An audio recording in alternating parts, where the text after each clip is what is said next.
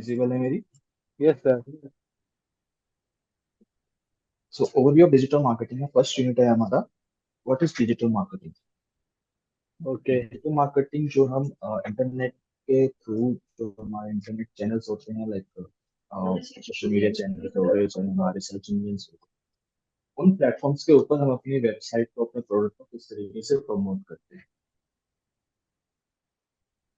ठीक है। सर आपकी आवाज़ ना बहुत धीमे आ रही है सर, जो इतना क्लियर नहीं हो पा रहा है। एक सेकेंड। अभी ठीक है? हाँ ठीक है सर, आप थोड़ा सा लाउड बोलेंगे प्लीज। ओके। सो मैं ये कह रहा था कि जो हम डिजिटल मार्केटिंग में एक्टिविटीज करते हैं, हमारे यस जो भी सर। ऑनलाइन प्लेटफॉर्म्स है, जैसे सोशल मीडिया प्लेटफॉर्म्स हो गए हमारे, फेसबुक, इंस्टाग्राम, ट्विटर, लिंक्डइन, ये सोशल मीडिया प्लेटफॉर्म। ठीक है। इसके बाद हमारे प्लेटफॉर्म्स होते हैं सर्च इंजन लाइक गूगल हो गया, बिंग हो गया, याहू हो गया। ठीक है। ओके। इनके ऊपर हम अपने प्रोडक्ट और सर्विसेज को किस तरीके से प्रमोट करते हैं, वो सारी एक्टिविटीज आपकी डिजिटल मार्केटिंग के अंदर कवर होती है। ओके। ठीक है। अब डिजिटल मार्केटिंग के कुछ की कंपोनेंट्स होते हैं, जैसे आपको पता है एसईओ हो गया हमारा, सर्च इंजन ऑप्टिमाइजेशन। जी। सर्च इंजन ऑप्टिमाइजेशन क्या हेल्प करता है आपकी वेबसाइट को ऑर्गेनिकली रैंक करने में, जी। सर्च इंजन के ऊपर। सर्च इंजन हमारे क्या हो गए? गूगल हो गया, बिंग हो गया, याहू हो गया। ओके। ठीक है। इस तरीके से और भी ज्यादा है, लेकिन ये तीन पॉपुलर है। और बाकी बहुत सारे ऐसे सर्च इंजन है, लेकिन इन तीन पे हम ज्यादातर काम करते ओके। हैं। ठीक है।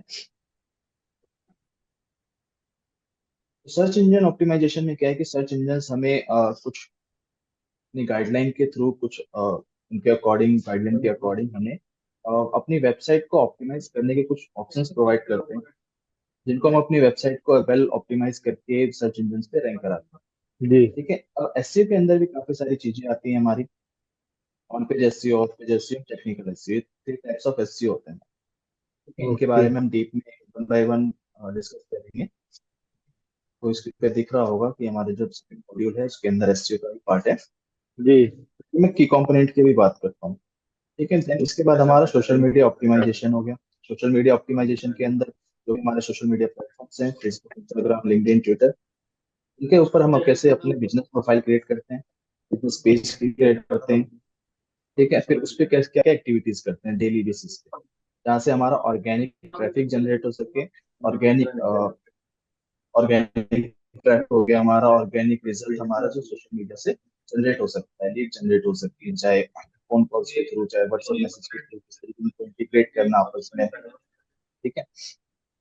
इंस्टाग्राम को फेसबुक के साथ कनेक्ट करना, मेटा सर्च को किस तरीके से हम कनेक्ट करते हैं, इस पे एड्स करते हैं, चाहे ऑर्गेनिक पोस्ट करते हैं।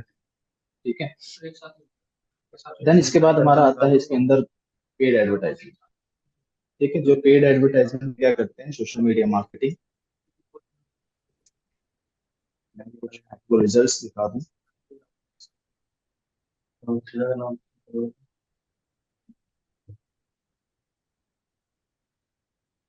फॉर एग्जाम्पल कि अगर मैंने कोई कीवर्ड को सर्च किया।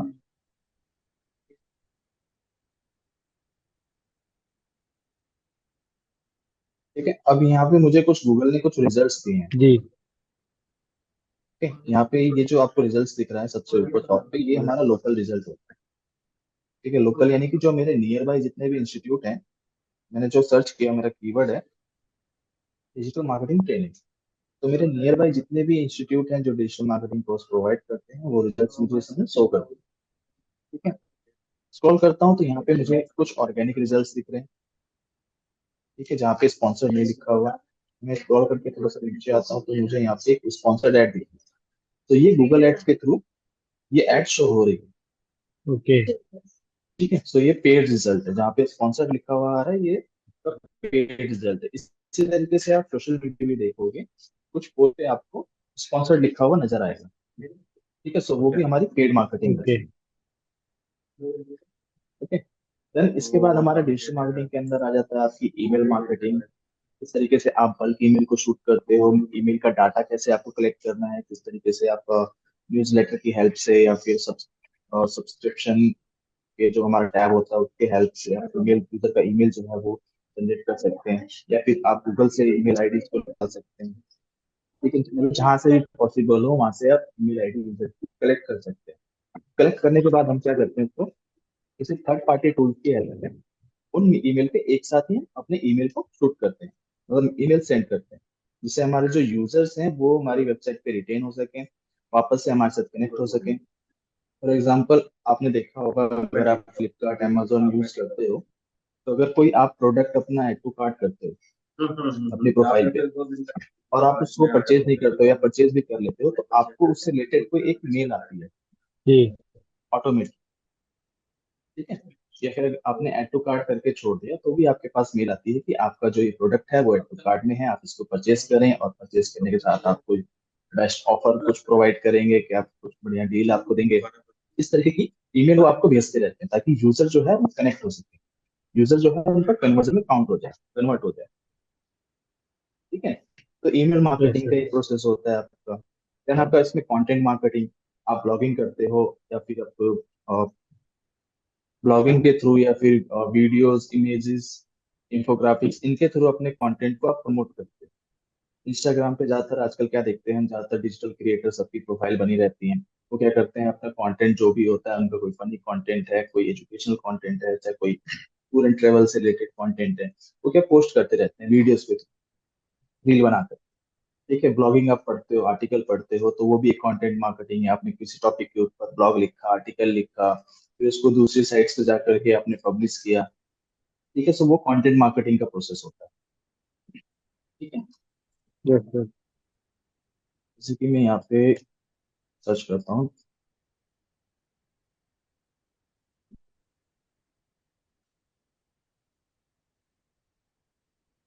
मैंने यहाँ पे सर्च किया डिजिटल मार्केटिंग लेटेस्ट ट्रेंड्स। अब यहाँ पे मुझे कुछ एक ब्लॉग देखा, क्लिक किया मैंने, इस पे आया, तो यहाँ पे जो लेटेस्ट ट्रेंड के बारे में ब्लॉग लिखा हुआ है, what are the digital marketing trends for 2025। ठीक है, अब ये भी एक तरीके की कंटेंट मार्केटिंग है। इन्होंने एक अपना आर्टिकल लिखा या ब्लॉग लिखा, अब इसने क्या किया, इस पे पोस्ट जी। किया। तो यूजर यहाँ से क्या होगा, यूजर को जो रिक्वायरमेंट है लेटेस्ट ट्रेंड के बारे में जानने की, 2025 में क्या ऐसा नया आया है डिजिटल मार्केटिंग के अंदर, या फिर एसईओ के अंदर, सोशल मीडिया के अंदर, वो सारी इंफॉर्मेशन यूजर को यहाँ पे मिलेगी। तो इससे क्या हुआ कि आपका जो यूजर है वो बिल्ड हुआ। जितनी देर तक यूजर यहाँ पे रुका रहेगा, इतना ही अच्छा आपका वेबसाइट का यूजर एक्सपीरियंस काउंट होगा। ठीक है, ओके सर। सो एक ये कंटेंट मार्केटिंग स्ट्रेटेजी एक तरीके की। देन आपका डिजिटल मार्केटिंग के अंदर और आ जाता है, मोबाइल मार्केटिंग आ जाती है। मोबाइल मार्केटिंग के अंदर क्या होता है, आपके जैसे एप्लीकेशंस आप यूज करते हो अपने फोन में, तो उन पे भी एक एड्स चलती हैं। देखा होगा आपने, कोई एप्लीकेशन आप ओपन करते हो तो वहां पे भी कुछ जी, ऐड आ जाती उसमें है, भी भाई ऐड ऑन होते हैं, स्पॉन्सर्ड। हाँ। हाँ, ठीक है। अब व्हाट्सअप है, जैसे व्हाट्सअप एप्लीकेशन है आपका, तो कोई ना कोई वहां पे भी आपको कुछ ऐसे प्रमोशनल मैसेजेस आपको आते होंगे व्हाट्सएप के ऊपर भी। ठीक है, अगर कोई आपने यस एप्लीकेशन सर। को इंस्टॉल किया है, अपने नंबर से किया है, तो नंबर आपका क्या है कि उनके पास चला जाता है, उनके डेटाबेस में। फिर वो क्या करते हैं कि अपने एप्लीकेशन को और प्रमोट करने के लिए, कुछ लेटेस्ट अपडेट बताने के लिए आपको व्हाट्सएप के थ्रू मैसेज करते हैं, कनेक्ट करते हैं आपके साथ। ठीक है, सो वो एक मोबाइल मार्केटिंग स्ट्रेटेजी होती है। इसके अंदर आपका ईमेल मार्केटिंग भी आ जाता है, व्हाट्सएप मार्केटिंग, और आपका सॉरी, ईमेल मार्केटिंग भी आ जाता है। ठीक है, यस सर। देन आपका एफिलिएट मार्केटिंग होती है। एफिलिएट मार्केटिंग के अंदर क्या करते हैं हम, जैसे एफिलिएट मार्केटिंग में कमीशन बेस्ड ये प्रोग्राम होता है। मान लीजिए कि आपने जैसे फ्लिपकार्ट है, अमेजोन, ठीक है, ये क्या करते हैं, ये आपको एक अ, आप इनके साथ कनेक्ट करके अपनी वेबसाइट पे इनका प्रोडक्ट जो है वो आप लगा सकते हो। ठीक है, जब वो परमिशन दे आपको तब। ठीक है, यूजर जब आपकी वेबसाइट पे आएगा, और मान लीजिए फोन खरीदने के लिए आया, आपने फ्लिपकार्ट पे कोई फोन है, वो आपने अपने वेबसाइट पे लगाया हुआ है कि आप हमारे थ्रू जाकर के परचेज करें। ठीक है, तो वहां से जब यूजर आपकी वेबसाइट पे आएगा, और फिर वहां से फ्लिपकार्ट की वेबसाइट पे जाएगा, क्लिक करने के बाद जब वो फोन परचेज करेगा, तो फ्लिपकार्ट क्या है कि आपको कुछ कमीशन प्रोवाइड करेगा, 10% या 12%, जो भी उसका अमाउंट होगा उसका 10% या 12% वो कमीशन प्रोवाइड करता है। तो वो एफिलिएट मार्केटिंग का प्रोग्राम, सॉरी, प्रोसेस होता है। ठीक है, जैसे मैं आपको ओके सर। एक एग्जांपल वेबसाइट दिखा देता हूँ।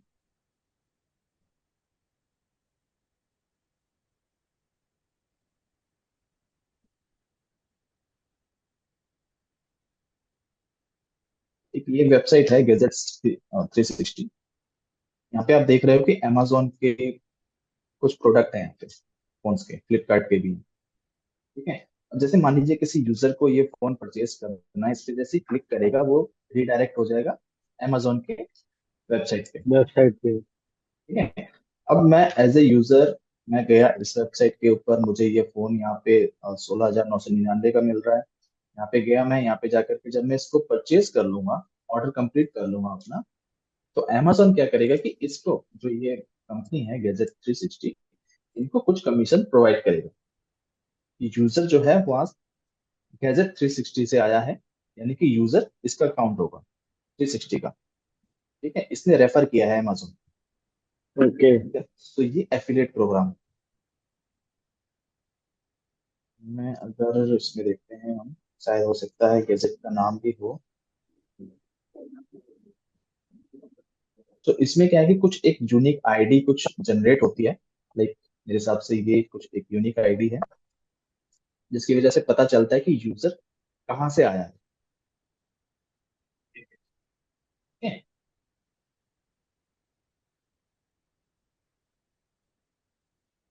कोई डाउट इसमें? नो सर, की कोई डाउट नहीं है। जैसे मेरे मेन टॉपिक है ना कवर करने का, जी। वो मतलब वर्डप्रेस है, मतलब WordPress development advance, SEO advance और एड्स एडवांस ही है। वो तो हम आपको बताएंगे धीरे धीरे, मैं अभी आपको जी ओवरव्यू बता रहा हूँ। ठीक है, जी वो जी जी आगे सर, हम, मैं जी हाँ, वो जब हम आगे चलेंगे तो आपको वन बाय वन कुछ आपके भी डाउट्स होंगे, कुछ और भी चीजें निकल के आएंगी, तो उस पर डिस्कस करेंगे प्रॉपर। ठीक है।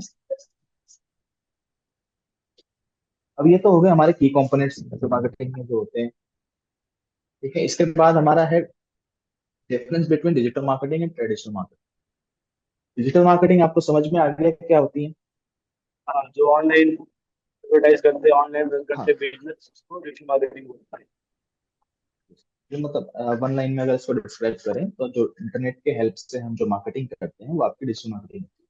ठीक है, डिजिटल मार्केटिंग ओके। को हम ऑनलाइन मार्केटिंग बोलते हैं और इंटरनेट मार्केटिंग भी बोलते हैं। ठीक है। तो इसमें हमारा ट्रेडिशनल मार्केटिंग हो रहा है। ट्रेडिशनल मार्केटिंग में क्या होता है हमारा, दोनों में डिफरेंस क्या है, डिजिटल मार्केटिंग और ट्रेडिशनल मार्केटिंग में? ट्रेडिशनल मार्केटिंग हमारी होती है जैसे कि आपने देखा होगा, टीवी के ऊपर आपकी ऐड आती है। ठीक है, रेडियो पे ऐड आती हैं, जो हमारे न्यूज़पेपर में एड्स आते हैं, आर्टिकल में एड्स आते हैं, वो सारे हमारे होते हैं ट्रेडिशनल मार्केटिंग के अंदर। ठीक है। ट्रेडिशनल मार्केटिंग में आपका जो बजट है वो हाई होना चाहिए। ठीक है, डिजिटल मार्केटिंग में क्या है कि आपका बजट जो है, अगर आपका लो बजट है तो भी आप अपनी मार्केटिंग कर सकते हैं, अपने पोटेंशियल कस्टमर तक इजिली पहुंच सकते हैं। ठीक है। ट्रेडिशनल मार्केटिंग में क्या है कि आपका ज्यादातर यूजर के ऊपर कंट्रोल नहीं होता है कि आपको किस सिटी स्टेट या फिर किस टारगेटेड लोकेशन में किस एज ग्रुप के लोगों को आपकी एड शो करनी है। ठीक है, लेकिन डिजिटल मार्केटिंग के अंदर आपके पास फुल कंट्रोल होता है कि आप किस एज ग्रुप के लोगों को, या फिर किस जेंडर भी आप सेलेक्ट कर सकते हैं, उसमें डेमोग्राफिक सेट कर सकते हो आप उसमें। ठीक है, सिटी स्टेट कंट्रीज, तो सब आपको ऑप्शन मिलते हैं कि आप जहाँ पे अपनी एड चलाना चाहते हैं वो आप सिलेक्ट करके वहाँ पे उस एरिया में आप एड चला सकते हैं। ठीक है, सो ये डिफरेंस होता है आपका डिजिटल मार्केटिंग और ट्रेडिशनल मार्केटिंग के अंदर। ठीक है, कोई कंफ्यूजन, डाउट?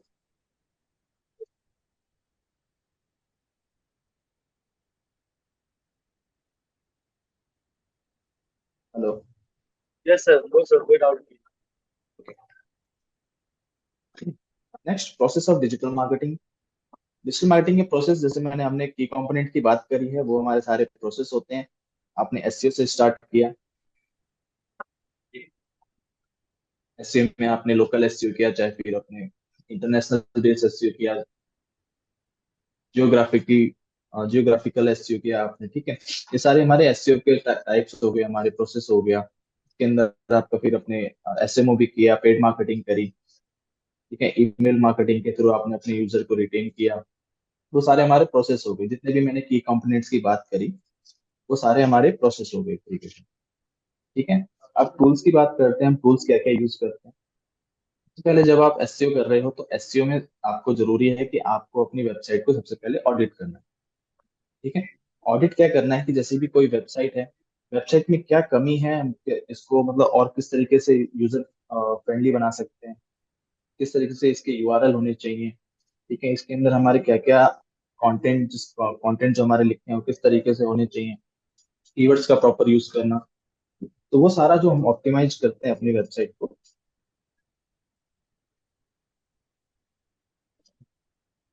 वो हम क्या करते हैं, वेबसाइट को ऑडिट करने के बाद जो भी हमारे पॉइंट्स होते हैं निकालने के बाद उनको धीरे धीरे करके इन सब चीजों को फिक्स करते हैं। ठीक है, एक मैं आपको कोई सैंपल रिपोर्ट दिखाऊं। वेट।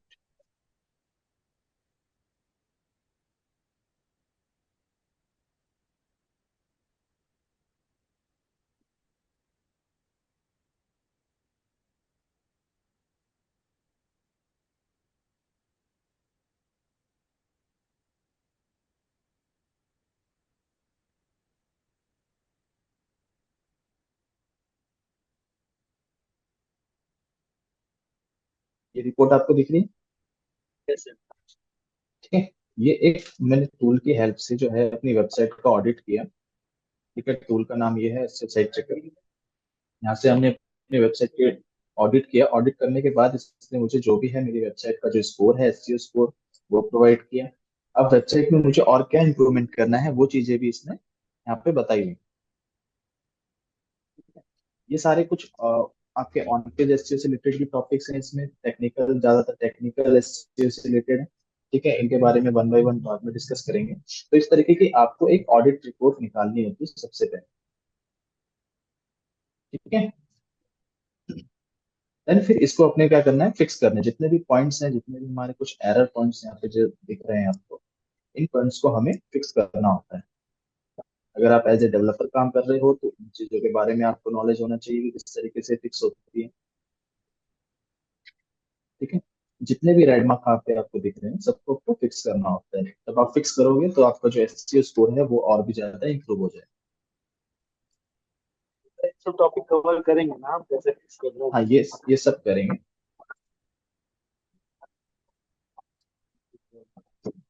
ठीक है, तो सबसे पहले हमारा एसईओ ऑडिट। एसईओ ऑडिट के लिए क्या क्या टूल्स हम यूज करते हैं वो मैं आपको बताऊंगा। ठीक है, इसके बाद जब आप अपने वेबसाइट पे एसईओ कर रहे हो, एसईओ करने के बाद आपका जो कीवर्ड्स है वो रैंक कर रहा है, कीवर्ड किस तरीके से आपको फाइंड करने हैं उसके लिए क्या टूल यूज होता है, गूगल कीवर्ड प्लानर है, कीवर्ड सर्वर है, उबर सजेस्ट है। इस तरह के कुछ कीवर्ड टूल्स है जहाँ से आपको कीवर्ड्स निकालने में हेल्प मिलती है। ठीक है, कीवर्ड्स को, राइट कीवर्ड्स को कैसे आपको चूज करना है, कौन से कीवर्ड आपके काम के हैं कौन से नहीं है, उनको किस तरीके से आइडेंटिफाई करना है, किन कीवर्ड्स के ऊपर काम करना है, वो सारी डिस्कस करेंगे हम इसमें। देन आपका कीवर्ड पे आपने काम किया, कीवर्ड आपकी रैंकिंग में आई, रैंकिंग में आने के बाद यूजर आपकी वेबसाइट पे आ रहे हैं, ट्रैफिक आ रहा है, तो ट्रैफिक को आप किस तरीके से ट्रैक करोगे, यूजर किस तरीके से बिहेव कर रहा है आपकी वेबसाइट पे आने के बाद, वो क्या आप ट्रैक करेंगे। उसके लिए किस टूल का यूज करते हैं हम, जैसे गूगल एनालिटिक्स का। तो गूगल एनालिटिक्स को हम किस तरीके से इंटीग्रेट करते हैं अपनी वेबसाइट पे, कनेक्ट करते हैं, जहाँ से हमें यूजर के एक्टिविटीज और बिहेवियर के बारे में पता चल सके। ठीक है, ऑर्गेनिक ट्रैफिक आपका किस तरीके से वेबसाइट पे आ रहा है, कितने पेजेस आपके इंडेक्स हैं वेबसाइट में, उसके लिए क्या टूल यूज करते हैं। तो काफी सारे वेरियस टूल्स जो हैं जो डिजिटल मार्केटिंग के अंदर हम यूज करते हैं, उनके बारे में भी हम इसमें डिस्कस करेंगे। कुछ इसमें टूल्स,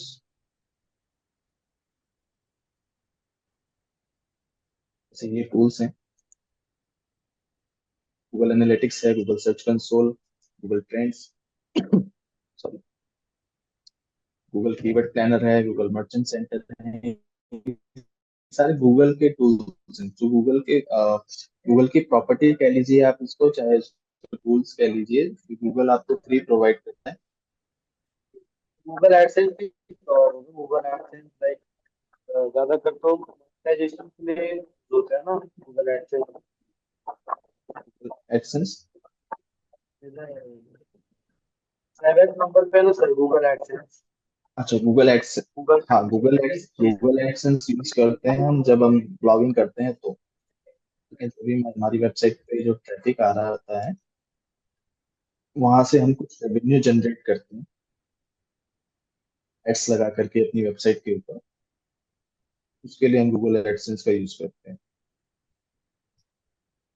बेसिकली क्या होता है कि जब आप वेबसाइट को क्रिएट करते हो तो वेबसाइट, जब आपने अपनी वेबसाइट बनाई है तो वो आपकी प्रॉपर्टी में कंसीडर होता है।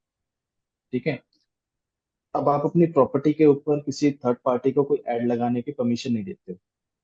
ठीक है, जब आपको अपने कुछ इनकम जनरेट करना है, रेवेन्यू जनरेट करना है, आप चाहते हो कि कोई थर्ड पार्टी मेरी वेबसाइट के ऊपर अपना ऐड लगाए, तो वो ऐड कैसे लगा सकता है, उसको परमिशन कैसे मिल सकती है, उसके लिए गूगल एडसेंस का यूज करते हैं। जब आप गूगल एडसेंस का यूज करते हो तो आपकी जो प्रॉपर्टी है, आपकी वेबसाइट, वो फिर आपकी आपकी रहती है, लेकिन उस पे गूगल का भी हक होता है। ठीक है, गूगल क्या करता है, उसको अपनी प्रॉपर्टी के अंदर ऐड कर लेता है, फिर गूगल आपकी वेबसाइट के ऊपर जो है, जो भी मतलब उसके यूजर्स की एड्स होंगी उनको शो करता है। ठीक है, तो इसका भी एक प्रोसेस होता है, इसके बारे में भी डिस्कस करेंगे आराम से।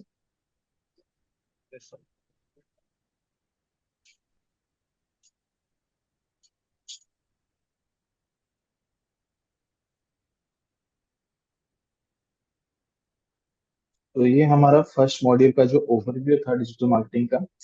अब इसमें कोई आपको डाउट है, कोई क्वेश्चन है, तो आप पूछ सकते हो।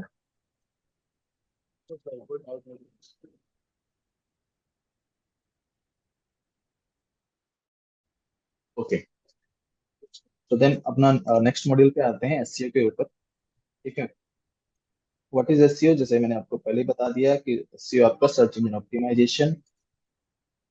सर्च इंजन, जितने भी सर्च इंजन होते हैं, आपको ये अपॉर्चुनिटी देते हैं कि आप अपनी वेबसाइट को ऑप्टिमाइज करके, जो भी उनके गाइडलाइंस हैं सर्च इंजन के, उनका यूज करके आप अपनी वेबसाइट को और भी ज्यादा बेटर बना करके सर्च इंजन में रैंक करवा सकते हैं।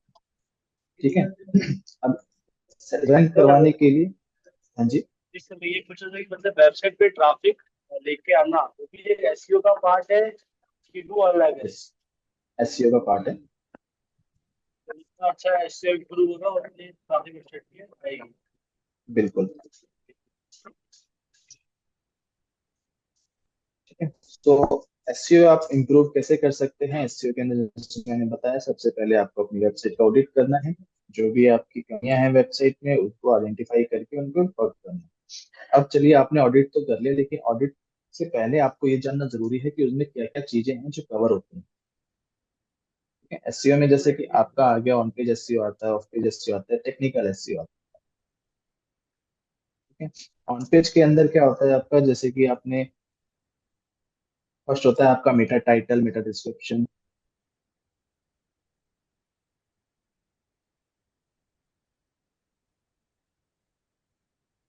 जैसे कि आप कोई भी कीवर्ड आप सर्च करते हो गूगल पे जा करके, जो भी आपकी क्वेरी होती है, तो आपको गूगल कुछ इस तरीके से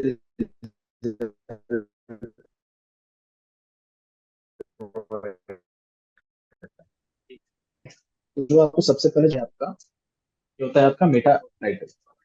ठीक है, किसी भी पेज की, जो भी आप पेज है, आपका वेबसाइट है या फिर उसके जो इनर पेजेस हैं, उनके जो भी पेज की आइडेंटिफाई है, सॉरी, जो आइडेंटिटी है, वो आपकी शो होती है आपके मेटा टाइटल से।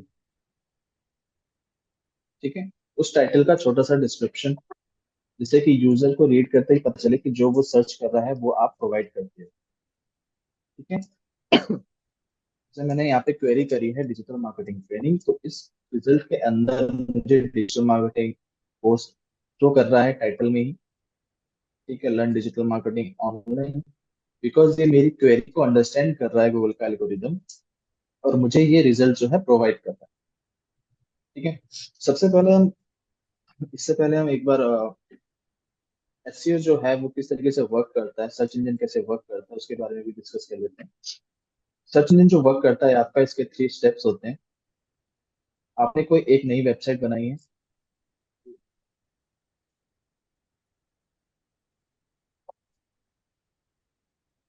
लाइक आपने ये वेबसाइट को क्रिएट किया, आपने वेबसाइट बनाई। अब ये वेबसाइट बनाने के बाद क्या होगा, इसको गूगल जो है, यानी कि सर्च इंजन जो है, इसको रीड करेंगे। ठीक है, कि आपने जो वेबसाइट बनाई है उसका पर्पस क्या है, उसकी सर्विस क्या है, उसके प्रोडक्ट क्या है, उनको रीड करेगा, आपके कंटेंट को रीड करेगा, फिर उसको एक कैटेगरी वाइज उसको इंडेक्स करेगा। ठीक है, तो सबसे पहला पार्ट जो होता है हमारा, क्रॉलिंग होता है। क्रॉलिंग जो क्या होता है, गूगल के कुछ बोट्स होते हैं, गूगल के या फिर सर्च इंजन के, जितने भी हमारे सर्च इंजन हैं, सबके अपने अपने बोट्स होते हैं। वो बोट्स आपकी वेबसाइट को रीड करते हैं। ठीक है, रीड करना यानी कि जो क्रॉलिंग होती है वो आपकी वेबसाइट को रीड करने के लिए आता है। अब आपका जो कंटेंट है इसको रीड करेगा। ठीक है, यहाँ पे साफ यहाँ पे लिखा हुआ है कि आपको ट्रेनिंग भी प्रोवाइड कर रहे हैं और इंटर्नशिप भी प्रोवाइड कर रहे हैं। और ट्रेनिंग ये किस फील्ड में प्रोवाइड कर रहे हैं, ठीक है, क्या क्या इनके पास कोर्सेस हैं, इंटर्नशिप क्या क्या प्रोवाइड कर रहे हैं। सो इन जो भी आपकी सर्विसेज हैं इनके बिहाफ पे इनको इंडेक्स करेगा। ये इंडेक्स आपका सेकेंडरी पार्ट हो जाता है। इंडेक्स यानी कि एक जो भी गूगल का जो स्टोरेज है वहाँ पे आपकी वेबसाइट को वो स्टोर कर देगा इंटरनेट पे। मैं गूगल सर्च करूंगा। हाँ, इंटरनेट पे ही आपका स्टोर हो जाएगी आपकी वेबसाइट। फिर जब भी कोई यूजर आपकी सर्विस से रिलेटेड कोई भी कीवर्ड सर्च करता है तो आपकी वेबसाइट को गूगल इस तरीके से शो करता है। ये रिजल्ट में आपकी वेबसाइट को शो करता है जब यूजर की क्वेरी आपकी वेबसाइट से मैच करती है तब। ठीक है, तो ये आपका हो जाता है थर्ड पार्ट। फर्स्ट होता है आपका क्रॉलिंग, सेकंड आपका इंडेक्सिंग एंड थर्ड होता है आपका रैंकिंग। ठीक है,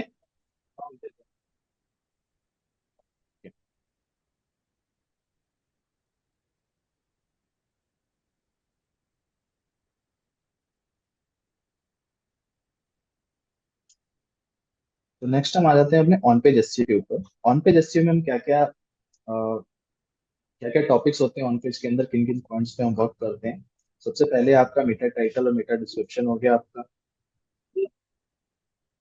ठीक है, जैसे कि मान लीजिए ये मेरी वेबसाइट का एक पेज है, इंटर्नशिप इन डिजिटल मार्केटिंग। सो मैं ये वेबसाइट क्या है कि आपको डिजिटल मार्केटिंग इंटर्नशिप प्रोवाइड कर रही है। तो मेरा कीवर्ड क्या हुआ, इंटर्नशिप इन डिजिटल मार्केटिंग। जो मेरा कीवर्ड है, मेन कीवर्ड है, वो मेरा कीवर्ड मेरे यूआरएल में होना चाहिए, जिससे कि क्या है कि मेरा जो कीवर्ड है वो यूजर को प्रॉपर शो करेगा और सर्च इंजन को भी शो करेगा मेरे यूआरएल के अंदर। जब भी कोई यूजर ये सर्च करेगा इंटर्नशिप इन डिजिटल मार्केटिंग, तो मेरा यूआरएल जो है वो यूजर को फर्स्ट पेज पे शो होगा। ठीक है, बिकॉज क्योंकि मेरा कीवर्ड जो है वो मेरे यूआरएल के अंदर भी है और मेरे हेडिंग टैग्स के अंदर भी है, मेरा जो यहाँ पे टाइटल है उसके अंदर भी। ठीक है,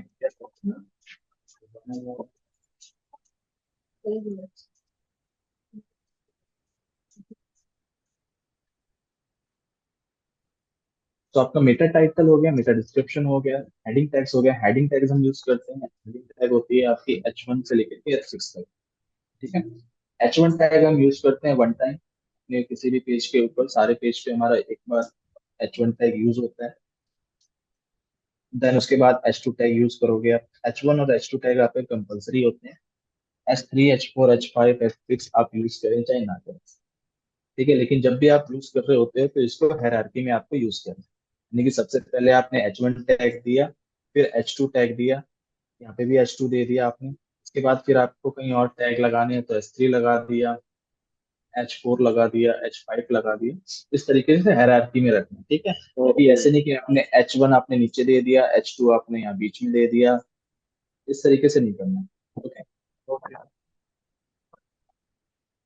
देन फिर आपको ऑन पेज एसईओ में आ जाता है आपका कंटेंट ऑप्टिमाइजेशन।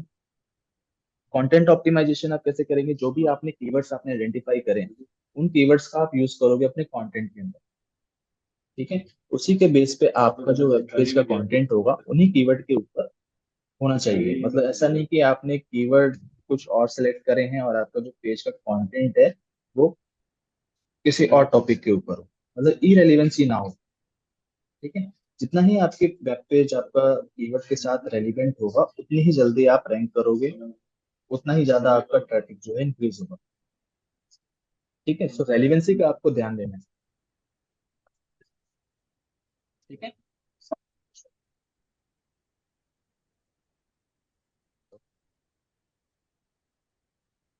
हेलो।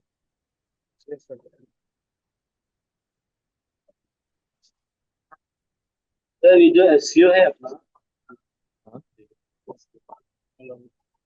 हाँ, हाँ, बोलिए बोलिए। सर जो एसईओ है वो ज्यादातर ऑन पेज एसईओ पे डिपेंड होता है क्या?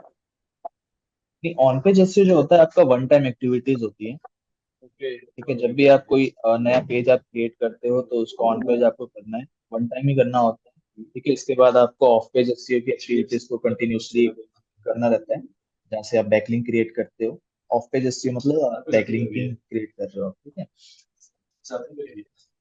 हाँ, जब आपको लगता है कि कोई रिक्वायरमेंट है ऑन पेज एसईओ की, तब आप दोबारा अपने वेब पेज का जो है ऑन पेज एसईओ कर सकते हो। कंटेंट को अपडेट कर सकते हो या फिर अपने टैग्स को अपडेट कर सकते हो जब रिक्वायरमेंट हो तभी। ठीक है। तो ले अगर मेरा हाँ, बताइए। अगर मेरा ऑन पेज एसईओ मैंने कर रखा है, मेरा ऑन पेज एसईओ 80% है, तो आफ्टर 1 ईयर या आफ्टर 2 ईयर्स वो डिक्रीज हो जाएगा? नहीं, देखिए क्या होता है ना कि आपने एक पेज बनाया, पेज बनाने के बाद आपने उसको ऑन पेज एसईओ दिया, फिर उसमें आपको ऑफ पेज एसईओ भी किया आपने। आपका जो कीवर्ड है वो रैंक में आने लगा, आपका पेज भी विजिबल होने लगा। बट कहीं एक जगह पर पे आपकी जो रैंकिंग है वो स्टक हो जाती है, ना वहां से ऊपर जा रही है ना नीचे जा रही है। तो वहां उस केस में आप दोबारा उस पेज का ऑन पेज एसईओ कर सकते हो। ठीक है। लेकिन अगर आपकी वेब पेज की रैंकिंग जो है वो रेगुलर इंप्रूव होती जा रही है, जी आज जो है वो अ, 8वें पेज पे है या 9वें पेज पे है, एक हफ्ते बाद वो 5वें पेज पे आ गई, दूसरे हफ्ते फिर वो तीसरे पेज पे आ गई, तो इस तरीके से आपके जो वेब पेज है वो आपका रैंकिंग जो है वो इंक्रीज हो रही है। अब आप चाहोगे कि एकदम से फर्स्ट पे आ जाए, तो आप क्या करोगे, वहां पे गलती कर देते हैं कि हम ऑन पेज दोबारा कर देते हैं ताकि और जल्दी हमारी रैंकिंग इंप्रूव हो जाए। तो वहाँ चांसेस होता है कि आपका जो वेब पेज की रैंकिंग है वो डिक्रीज हो जाए। ठीक है, तो जब आपको रिक्वायरमेंट होती है कि हाँ मेरी रैंकिंग जो है ना इंक्रीज हो रही है ना डिक्रीज हो रही है, एक जगह पे स्टक है, तो वहां पे आप दोबारा से ऑन पेज का यूज कर सकते हो। हमारे ऑन पेज एसईओ को नहीं चाहिए। हाँ, ये वन टाइम एक्टिविटीज ओके। होती है, मतलब डेली डेली इस पे वर्क नहीं करना होता आपको।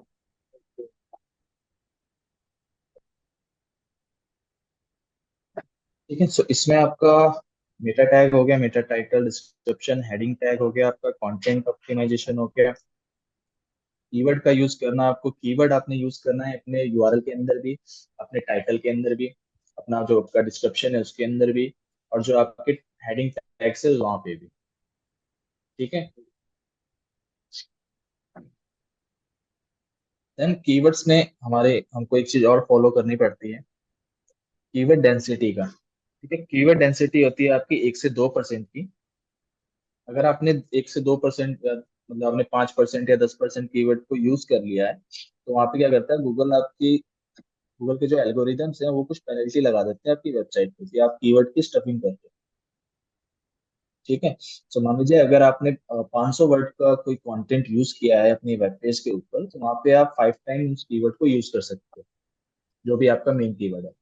या फिर कुछ वर्ड्स के आप सिनोनिम्स यूज कर सकते हो, रिलेटेड वर्ड्स जिससे होते हैं, जैसे मैंने आपको बताया कि डिजिटल मार्केटिंग को हम ऑनलाइन मार्केटिंग भी बोलते हैं और अपना इंटरनेट मार्केटिंग भी बोलते हैं। तो इस तरीके से उनके सिनोनिम्स को यूज कर सकते हो। ठीक है, जो आपके सेकेंडरी कीवर्ड्स हैं उनको भी आप यूज कर सकते हैं।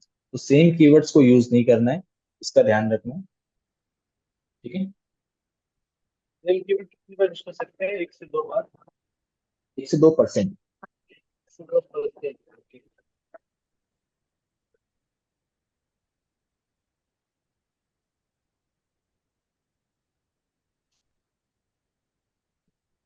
ठीक है, ये कीवर्ड ऑप्टिमाइजेशन हो गया आपका। देन इसमें आप इंटरनल लिंकिंग कर सकते हैं। इंटरनल लिंकिंग आप कैसे करते हैं कि आपके जो आपस के पेजेस होते हैं, जैसे कि मेरा ये वेबसाइट है, इसमें अगर कोर्सेज हैं, जितने भी कोर्सेज हैं, इन पेजेस को हम क्या करूँगा आपस में लिंक कर देंगे। ठीक है। अगर मैं डिजिटल मार्केटिंग वाले पेज पे हूँ तो यहाँ पे मैं किसी दूसरे पेज पे भी रिडायरेक्ट हो सकता हूँ, यहाँ से कुछ अगर मुझे ऑप्शन मिलता है तो।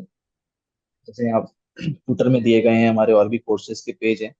ठीक है, इस तरीके से आप इंटरनल लिंकिंग कर सकते हो। या फिर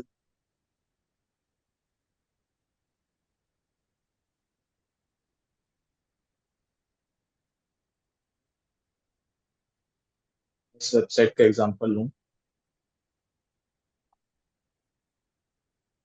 तो यहाँ पे जो साइड बार में मैंने और भी जो लिंक्स यहाँ पे यूज किए हुए हैं, ठीक है, ये भी हमारी क्या होती है, इंटरनल लिंकिंग। ठीक है, मतलब एक पेज को आपस ही पेजेस में लिंक कर दिया। ठीक है, so इससे ये क्या होता है कि यूजर को अपनी वेबसाइट पे रोक के रखने के लिए हम ज्यादा लिंक्स का यूज करते हैं। ठीक है, यूजर आया, कंटेंट को रीड किया, या फिर उसको कुछ और भी ऑप्शन मिला तो उसने दूसरी पेज पे जाकर के भी चीज को रीड किया। तो यूजर जितने ज्यादा देर तक आपकी वेबसाइट के साथ एंगेज होगा, उतने ही उसके कन्वर्ट होने के चांसेस ज्यादा होते हैं। ठीक है।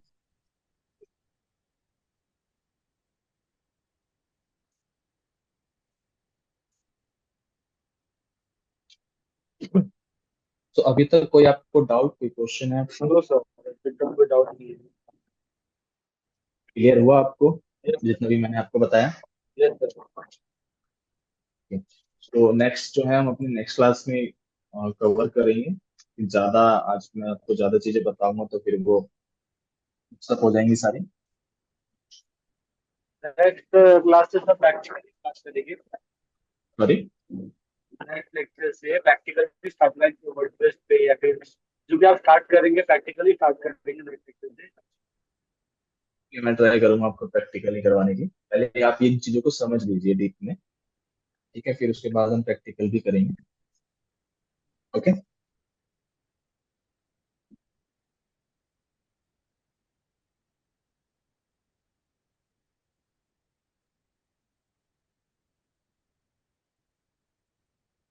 ओके पंकज, फिर नेक्स्ट क्लास अपनी शायद कल है, कल है। कल कनेक्ट करते हैं फिर। Okay. Okay sir, okay, thank you sir. Okay welcome.